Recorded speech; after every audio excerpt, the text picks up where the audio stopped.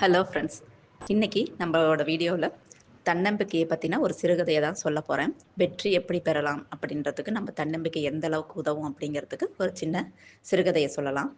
சின்ன தம்பி என்கிற கிராமத்து சிறுவன் படிப்பில் சிறந்தவன் இல்லை. ஆனால் அவனுக்கு ஒன்றில் மிகுந்த ஆர்வம் இருந்தது. ஓட்டத்தில் சாதிக்க வேண்டும்.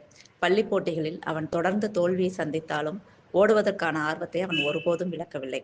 ஒரு நாள் கிராமத்தில் ஓட்டப்பந்தயம் நடத்தப்பட்டது.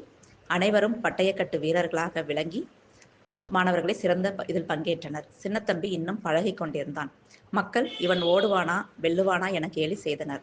ஆனால் சின்னத்தம்பியின் உள்ளத்தில் இருந்த தன்னம்பிக்கை வலுவாக இருந்தது. அவன் தினமும் அதிகாலையில் எழுந்து மழை வெயில் கண்டுகொள்ளாமல் பயிற்சி செய்தான். அந்த முயற்சி பழிக்க பெற்றது. நாளை போட்டி. அனைவரும் உற்சாகமாக இருந்தனர். போட்டி தொடங்கியது. அனைவரும் முன்னே சென்றனர். சின்னத்தம்பி கடைசி இடத்தில் இருந்தான். ஆனால் அவன் ஒருபோதும் நம்பிக்கையை இழக்கவில்லை. அவன் தனது கடைசி ஆற்றலையும் ஒன்றாக சேர்த்து இறுதி நேரத்தில் முழு வீச்சில் ஓடினான். முடிவில் அனைவரையும் பின்னுக்கு தள்ளி அவன் முதல் பரிசை வென்றான். நம்பிக்கை, கடின உழைப்பு இருந்தால் எதையும் சாதிக்கலாம் என்பதற்கு அவன் ஒரு உதாரணமாக ஆனான். கற்றுக்கொள்ள வேண்டியது இதில் உன் முயற்சியை ஒருபோதும் நிறுத்தாதே. உன்னால் முடியாதது என்று மற்றவர்கள் சொன்னாலும் உன் முயற்சி ஒரு நாள் வெற்றியை தரும். வெற்றி என்பது பயணத்தில் இருக்கும், முடிவில் மட்டுமல்ல. இந்த சிறுகதை உங்களுக்கு பிடிச்சிருந்தா நம்மளோட சேனலை மறக்காமல் லைக் பண்ணி, ஷேர் பண்ணி, சப்ஸ்கிரைப் பண்ணுங்கள். Thank you friends.